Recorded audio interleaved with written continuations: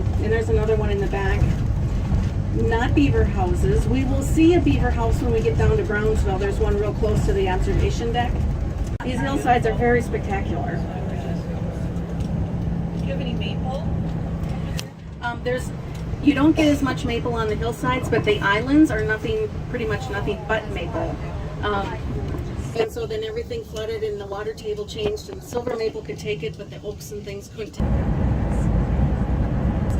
But there are a lot of not a lot. There are several boathouse communities on the Mississippi River yet, and you'll see them. They're all if they're on railroad, the railroad usually doesn't care.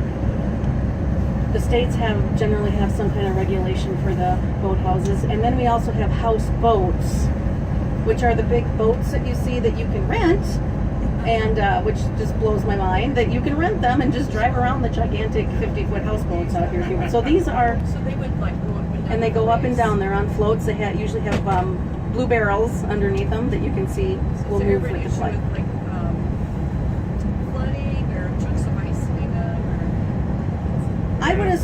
You're in a backwater of one half. Right.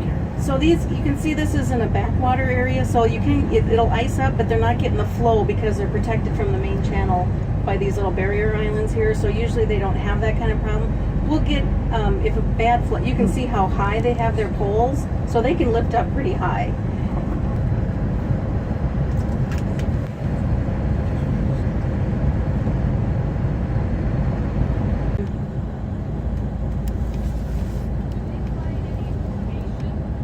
They'll do the V formation just like you see geese do when they're really trying to move. So when they take off from here in the big groups, they'll and they get up higher, they'll get into the V formation and they'll switch off leader like swan or like geese do.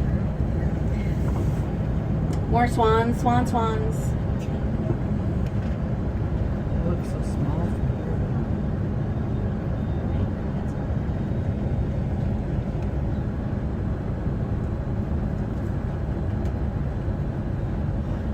So we'll be here about an hour. And like I said, you can come scopes and binoculars available. We have binoculars that were left by the last bus. They're in a yellow tote, so if you need a set of binoculars, you can get them out of there. We'll also have spotting scopes. There's big spotting scopes that are always here, and then we'll have 3 spotting scopes set up on tripod.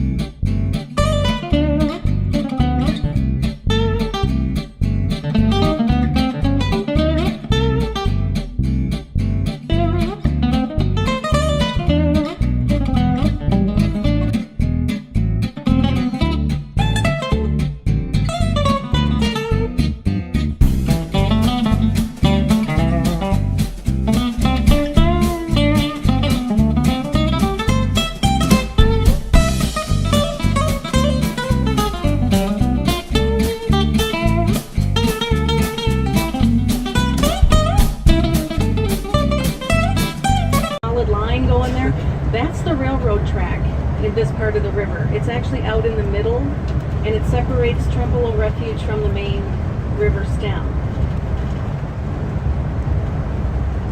Or after we buy one piece of property like we did in Mud Lake, then we send letters to all the neighbors and say, hey, we're your new neighbor, and if you'd be interested in doing something with your property, we're here and willing to talk to you. So, nope, just on the one side, just on the river side.